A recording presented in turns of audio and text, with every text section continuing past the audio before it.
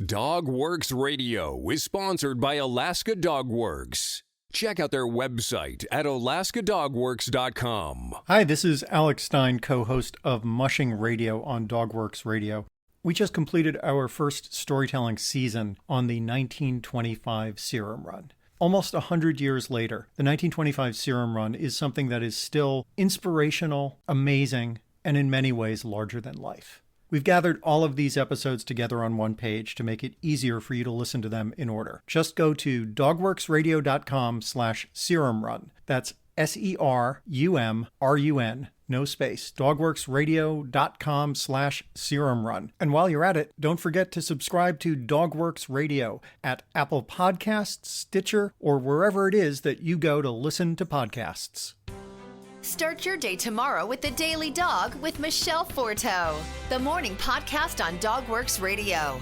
Apple Podcast reviewer Patty Christensen calls it funny, smart, and filled with all the info I want to know about dogs. I love this show. Wake up with The Daily Dog, available on Dogworks Radio on Apple Podcasts or wherever you listen to your shows. Radio Free Palmer 89.5 KVRF presents Mushing Radio, hosted by Robert Forto. Mushing Radio is about dog-powered sports, living in the Great White North, and mushing. Visit our website at mushingradio.com. Here is your host, Robert Forto. Good evening and welcome to Mushing Radio's 2018 Iditarod coverage, Day 5. I'm Alex Stein, and Robert Forto is on assignment tonight. I've always wanted to say that. You're listening to us either on the podcast, which is available all over the world on Apple Podcasts, Stitcher, Overcast, or wherever it is you get your podcasts, or on Radio Free Palmer, KVRF 89.5 in the Mat-Su Valley. We're at the point in the race where teams are starting to either take their 24-hour rests or contemplate taking their 24-hour rests. And what that means is that teams are starting to bunch up at certain checkpoints. We have 2 teams outside of Ophir already, past Ophir. Then we have a bunch of teams in Ophir. We have teams in Takotna, and then we have teams in McGrath. McGrath is kind of a hub for the race because it is one of the few places, Anchorage, McGrath, Unalakleet, and Nome, that have regularly scheduled commercial air flights in and out. So it's possible to get things in and out of McGrath much more easily than it is to other more remote checkpoints. For that reason, a lot of people will ship second sleds to McGrath. There's usually, when you're there waiting for the teams to come in, there are sometimes several dozen sleds waiting for people. If their sled gets beaten up in the first third of the race, they can have a fresh sled to go on the basic second third of it. Now, the individual checkpoints have different personalities. Takotna is well known for their pies. The mushers rave about the quality of the pies that are provided for them. Ophir is a little bit quieter, and so it's up to teams to choose where they're going to spend their 24-hour rest. But generally, teams will be spending it in some of these checkpoints, Ophir, Takotna, McGrath, sometimes a little bit earlier, sometimes a little bit later. And we always have, as we've discussed in the past few shows, so-called rabbits who will try to jump ahead. And there's a couple of reasons for doing that. For example, the first team that gets to the halfway point wins a prize, which I believe is $3,000 worth of gold. So if you are a team that is probably not going to finish high up in the standings, but you have a chance to get an extra $3,000, that's certainly something worth doing. The first team into McGrath this year was Mitch Seavey, who won the Penn Airlines Spirit of Alaska Award, which is a cash prize and a beautiful native art, a piece of, I believe it's a mask. It's a piece of native art that is just stunning. Mitch stopped. There was a brief award ceremony. He was there for a few minutes and then took off again. I've gotten ahead of myself, so let's first go over what the standings are, where people are in the race right now. Currently, we have 2 racers who are passed over. So Yor Olsum and Lars Monson are currently at the lead. And then shortly behind them, resting in Ophir, we have Larry Dartrey, Hugh Neff, Martin Boozer, Tom Knollmeyer, Jesse Holmes, Jeff King, Christy and Anna Barrington, Keitel Retton, Andy Pohl, Michelle Phillips, Matt Hall, and Ray Reddington Jr. So that is the clump at the head of the pack. At the back of the pack, we've got, resting way back in Nikolai, we have Jeff Dieter, Steve Watkins, Tom Schoenberger, and Tara Ciccatello. Here's a brief roundup of some of the stories from today's Iditarod. Hugh Neff in Rainy Pass gave an interview to KTUU talking about what it's like to be on the Iditarod Trail and be over the age of 50. He just turned 50 this year. He said it's his 32nd 1,000-mile race. He is a past champion of the Yukon Quest and has run that race many times, as well as Iditarod. There's, I believe, about a dozen racers who are over the age of 50 on the trail, including Mitch Seavey, who is the oldest man to win the race. And Hugh Neff had a great idea, which is that there should be massages for all of the mushers at all of the checkpoints. And he specifically said there should be masseuses at all of the checkpoints. And he promises to bring that up at the next Iditarod Finishers Club meeting. Jeff King had an interesting op-ed in the Anchorage Daily News where he talked about dog culling. There's been a lot of controversy, and people have conflated the idea of culling dogs, meaning selecting dogs, with actually killing dogs. And he says very forcefully that in his entire career, he has only had to kill a very small number of dogs, and that was all because the dogs were in great distress and ill, and it was a humane thing to do. There's kind of a rumor among animal rights activists that all Iditarod mushers have many, many, many dogs, and then they just shoot the ones that they aren't going to use, that aren't going to make it onto their Iditarod teams.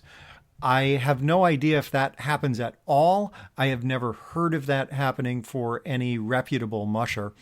And what does happen is that the dogs in the litters are trained. And obviously, when you're training any kind of litter, some dogs do much better. Some dogs don't do as well. And with the dogs that don't do as well, you cull them from your team, you cut them from your team, but then you try to place them with people who are interested in adopting the dogs. And there are a lot of people who love having as house pets former Iditarod dogs or former sled dogs. And they require a little bit of extra care, but they make amazing, devoted, wonderful pets. So Jeff King makes the point, and this is something that I have heard every other musher I've ever talked to about this say, that they do not just give their dogs away to anyone. They do not just kill their dogs. They do not just put their dogs in a shelter where they'll be euthanized. They very carefully place their dogs. So Jeff has a very good point about that. And that is the norm, and that is what people do rather than what animal rights activists might have you believe, which is to just kill dogs that aren't up to snuff and aren't competitive enough.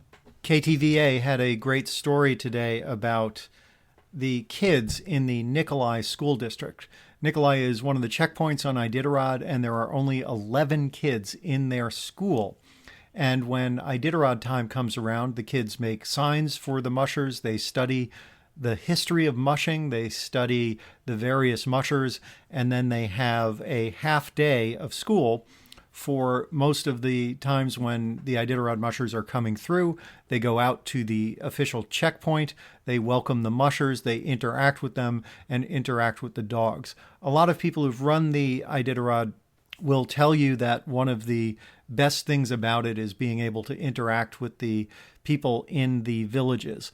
And for a village like Nikolai, which is relatively small, when the Iditarod comes through, it's like a combination of a party and a celebration for the village.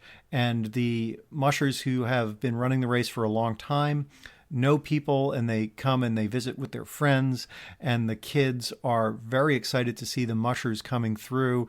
It's a chance to suddenly increase the size of the town for a few hours.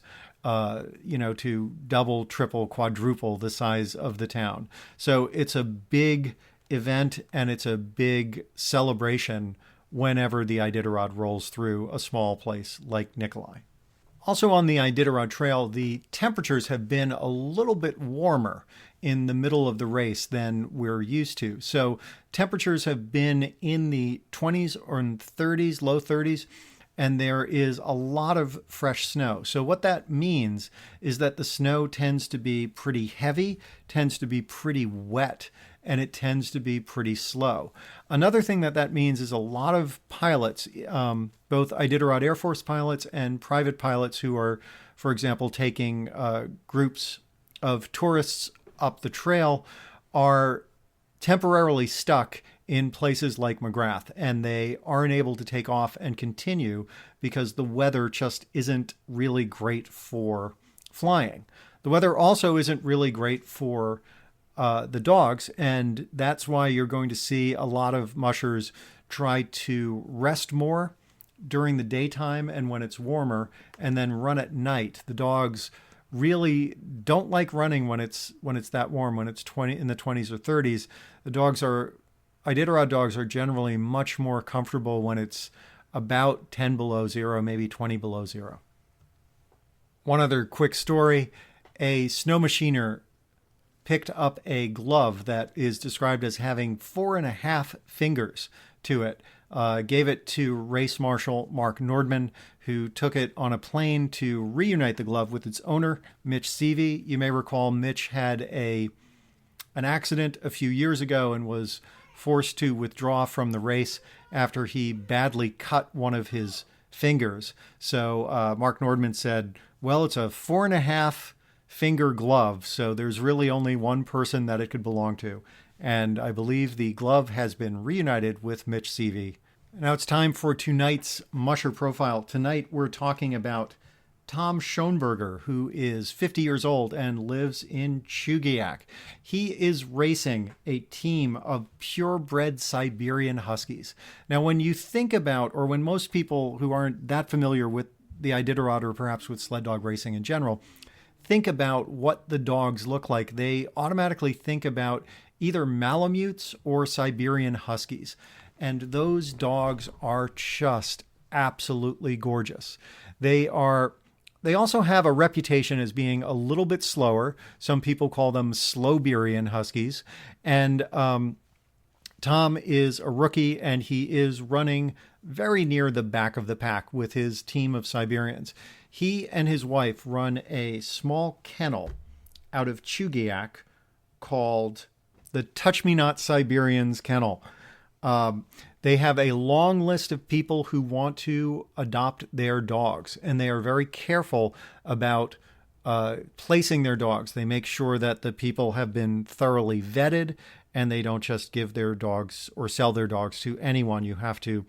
They have to make sure that you're going to take good care of these dogs. Schoenberger was in the Air Force. He got his first Siberian Husky in 1988. In the year 2000, he was transferred up to Alaska, where he immediately started meeting other Husky owners, expanded his kennel, and got more and more Huskies. And he said, and I've heard this from many, many mushers in the past, it just gets bad from there. You get one dog, and then all of a sudden you have 3 dogs, and then you have 5 or 6 dogs, and then you need to get a sled. And then before you know it, you're entering races. And that's pretty much what happened to him. He's been mushing since he got to Alaska in 2000, and this year is his first Iditarod. He said that it's a good chance to see the beauty of Alaska and see what Mother Nature can throw at him.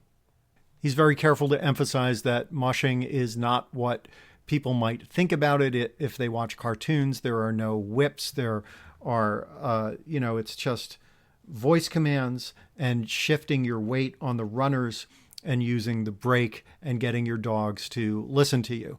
And that requires having a very, very deep bond with your dogs, which he definitely has, having raised all of these dogs from when they were little puppies.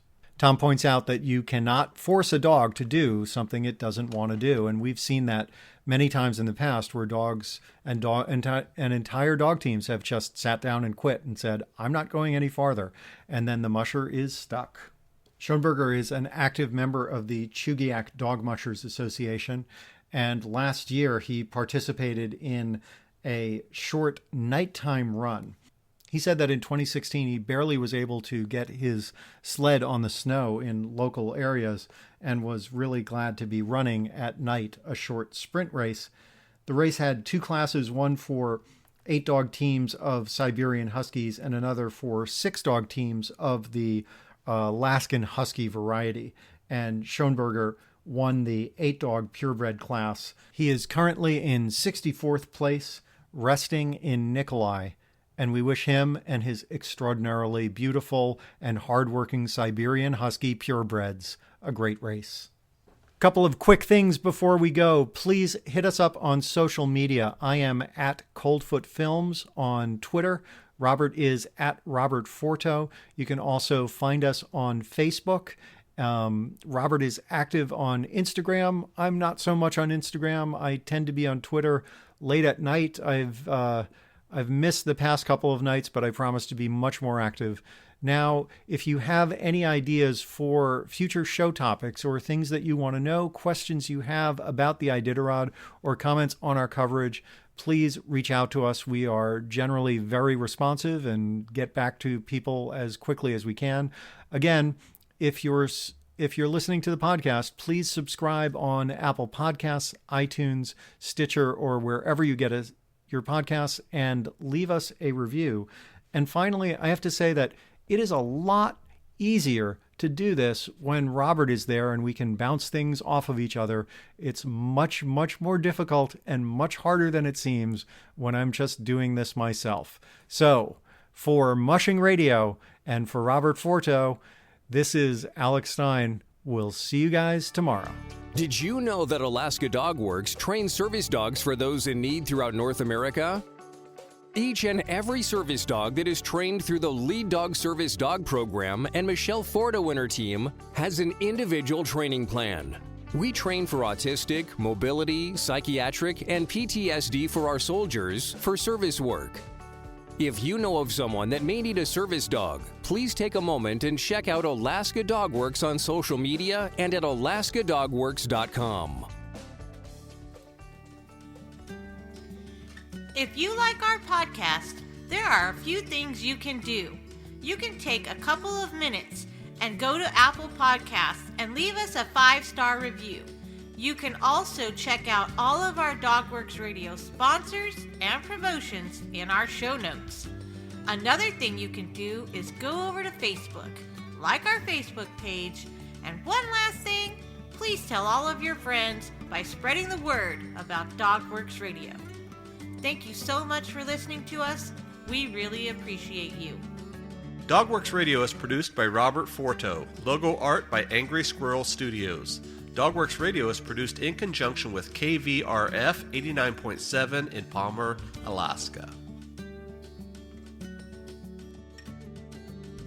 For dog training advice, you can contact Alaska Dogworks at 907-841-1686 or visit their website at alaskadogworks.com. If you have a show idea or would like to be a guest, please contact us by sending an email to live@dogworksradio.com.